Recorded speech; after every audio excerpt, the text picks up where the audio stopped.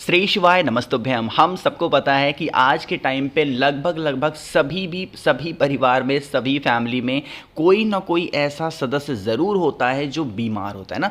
और बीमारी के भी कई रूप होते हैं। किसी घर में शुगर, बीपी, दर्द, किडनी, लीवर या फिर गैस की समस्या बहुत ज़्यादा है, तो ये वीडियो आपके लिए है, जो कि पूज्य गुरु जी की कथा से सुन के बहुत अच्छे से बताऊँगा। पहले भी इस उपाय को मैं समझा चुका हूँ, एक बार रिपीट कर रहा हूँ ताकि आप लोग दोबारा से इस उपाय को अच्छे तरीके से कर पाएँ। तो आप सभी को अपने घर के किचन में, पता है इस उपाय की सबसे अच्छी बात यह है कि किसी भी दिन कर सकते हो और किचन में अपने घर के अंदर करना, कहीं भी बाहर जाने की कोई आवश्यकता नहीं है। ठीक है ना। चलो समझने की कोशिश करते हैं एक्चुअली कि यह उपाय हमें जाना कैसे है और करना कैसे है। जाना कहीं नहीं है, आपको यह उपाय अपने घर के अंदर करना है। ठीक, कहाँ पे करना है? ज़रूरी नहीं है कि मैं यहाँ पे अगर आरओ आपको दिखा रहा हूँ तो आप आरओ के पास ही जाओगे, नहीं। बहुत सारी ऐसी फैमिली है ना जिनके घर में आरओ नहीं लगा है, तो क्या आप उपाय नहीं कर सकते? बिल्कुल कर सकते हैं।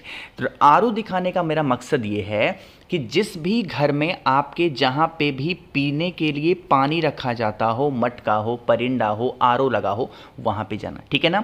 जाने के बाद में एक छोटा सा कोई कटोरी ले लेना या ग्लास लेना, लोटा लेना, जो भी चीज़ें आप पे घर में अवेलेबल हों, कोई भी चीज़ को ले लो जिसके अंदर आप पानी को रोक सकते हो। ठीक है ना।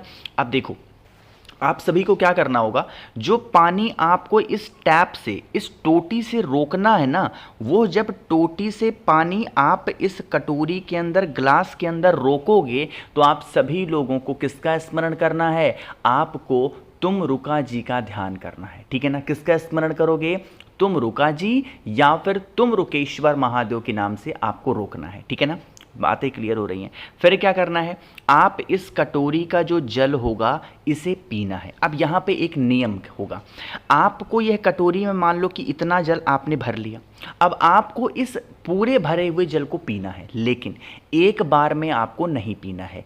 जितना भी कटोरी में जल आपने रोका है, पीना तो पूरा है, लेकिन उस जल को 7 बार में पीना है और उसी जगह पे खड़े होकर के पीना है, एक ही दिन पीना है।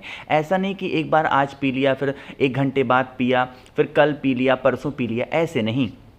उसी कटोरी का जल उसी स्थान पे खड़े होकर के कुंदकेश्वर महादेव के नाम से घूट घूट करके 7 बार में उसी स्थान पर, उसी जगह पे और उसी समय अगर आप पी लेते हैं, हफ्ते में 1 बार आप इस उपाय को कर लिया करो। यकीन मान लीजिए मेरा, जो भी व्यक्ति घर में आपके बीमार पड़ता होगा या फिर कोई ऐसी बीमारी घर में आपके होगी जिस बीमारी से आपको छुटकारा चाहिए, तो उससे आपको छुटकारा ज़रूर मिल जाएगा। ठीक है ना। तो करिएगा ज़रूर सभी लोग, किसी को भी भूलना बिल्कुल भी नहीं है। तो पहला उपाय मैंने आप सभी को बात बता दिया है।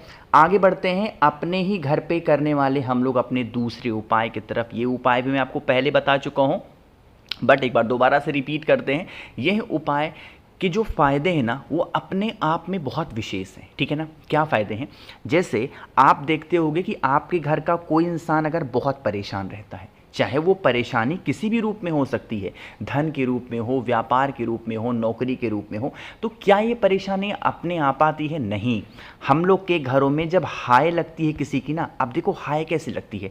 मान लो कि आपके घर के जो बच्चे हैं या आपके हस्बैंड हैं, आपकी वाइफ हैं, क्या है, जीवन में बहुत अच्छा कर रहे हैं, तरक्की किए जा रहे हैं, तो लोग क्या कहते हैं, आसपास के लोग, अरे वाह देखो इनके यहाँ कितने पैसे आते हैं, इनका लड़का कितना अच्छा है, इनके हस्बैंड कितने अच्छे हैं, इनकी वाइफ कितनी अच्छी हैं।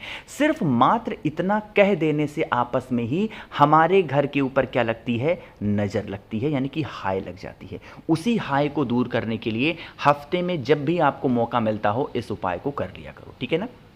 देखो, इसके लिए हमें सिर्फ और सिर्फ 2 चीज़ों की आवश्यकता पड़ेगी, बहुत ज़्यादा नहीं लेना है। आपको कपूर के 2 टुकड़े लेने हैं। ठीक, देखो कपूर भी 2 तरीके की आती है, आपको पता होगा। एक गोल कपूर आती है और एक देसी कपूर हम लोग बोलते हैं, जो बिल्कुल ऐसे एकदम फ्लैट होती है, चिपटी हुई होती है। दोनों में से कोई भी ले सकते हो ना। सिर्फ 2 टुकड़े। 2 टुकड़े कपूर के बाद में हमें लेना है जोड़ा लौंग। कितने जोड़े? 2 लौंग के जोड़े लेने हैं। एक जोड़े में 2 लौंग, तो 2 जोड़े में कितने लौंग? 4 लौंग। ठीक है ना। तो कितने लेने हैं? 4 लौंग आप सभी को लेने होंगे। 4 लौंग लेने के बाद में आप सभी को क्या करना है, एक छोटा सा कोई दीपक ले लो। मैं यहाँ कटोरी इसलिए नहीं बता रहा हूँ ना कि आपको इसे जलाना है, और जब जलाओगे तो कटोरी खराब हो सकती है, इसीलिए एक छोटा सा दिया ले लो और उस दीपक के अंदर कपूर डाल दो, और जो 2 लौंग मैंने दिखाए 4 लौंग उनको डाल दो, कपूर को जला लो। इस दीपक को उठा के किसी प्लेट में रख दो, ताकि वरना आप इस दीपक को हाथों से उठाओगे तो जलने का डर होगा। इस दीपक को किसी भी कटोरी प्लेट में रख लो, और आपके घर में जितने भी रूम्स होंगे, कमरे होंगे, उन सभी कमरों में उसके धुएं, जो कपूर जल रहा है और जो लौंग है उसके धुएं सभी कमरों में जाने चाहिए। इससे क्या होगा कि जो नकारात्मक ऊर्जाएं आप पे घर में हैं वो आपके घर के बाहर जाना स्टार्ट हो जाएंगी। चीज़ें क्लियर हो रही हैं क्या? जब जाएंगी उसके बाद में आप सभी लोग देखोगे दीपक के अंदर जो भी चीज़ें आपने जलाई थी वो जल के बिल्कुल राख हो गई है। अब उस राख को अपने पूरे घर में घुमा करके कहाँ पे जाओगे? पीपल पेड़ के नीचे। इस उपाय को शनिवार के दिन नहीं, रविवार के दिन नहीं करना है, बाकी किसी भी दिन कर लेना, और आपको ले जाना पीपल वृक्ष के नीचे डाल करके चले आना। इससे हमारी घर की फैमिली की प्रॉब्लम्स जो भी होती हैं उससे हमको छुटकारा ज़रूर मिल जाता है, ठीक है ना।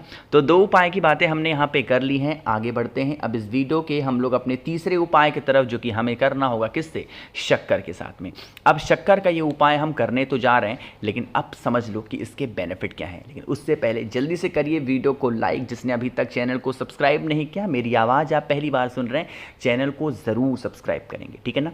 देखो, स्पेशली यह उपाय होता है हमारे घर के क्रोध को ख़त्म करने के लिए। मैं आपको बता चुका हूँ, घर में अगर कोई इंसान क्रोध करने वाला है, 9 मुखी रुद्राक्ष अपने घर में उठा करके रख दो, भले मत पहनो, किसी को मत बताओ, बस चुपचाप उठा के घर में कहीं रख दो। धीरे धीरे आपके घर में से लड़ाई झगड़े वाली जो हैबिट्स होंगी लोगों की खत्म हो जाएंगी, घर के प्रत्येक व्यक्ति सही रास्ते पे चलेंगे। असली 9 मुखी रुद्राक्ष मेरे पास हैं, 9005643345 मेरा व्हाट्सएप नंबर है। अगर आपको चाहिए बहुत ही कम प्राइस में, कैश ऑन डिलीवरी में, मुझे मैसेज कर देना।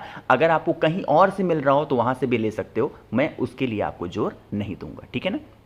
चलो अब बातें करते हैं। इस उपाय के लिए हमें जरूरत पड़ने वाली है शक्कर की। हम लोग प्यार से इसे क्या बोलते हैं? चीनी भी बोलते हैं, ठीक है ना।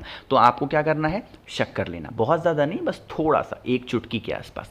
शक्कर लेने के बाद में आप सभी को इस प्रकार से तांबे का लोटा लेना है, उसके अंदर जल भरना है, जल के अंदर आपको 1 बेलपत्र भी डालना है, और जो शक्कर मैंने आपको दिखाया उस शक्कर को भी कलश के अंदर डाल देना। आधे घंटे तक इस कलश को ऐसे का ऐसा ही छोड़ दो। जो व्यक्ति घर में आपके क्लेश कर रहा, लड़ाई कर रहा, उसके हाथों से एक बार इस कलश को स्पर्श करा दो, टच करा दो, एंड टच कराने के बाद में महादेव के शिवलिंग के पास लेकर के पहुंच जाओ। एक नाम मैं लिखने जा रहा हूं, उस नाम को बहुत ही ध्यान से समझिएगा।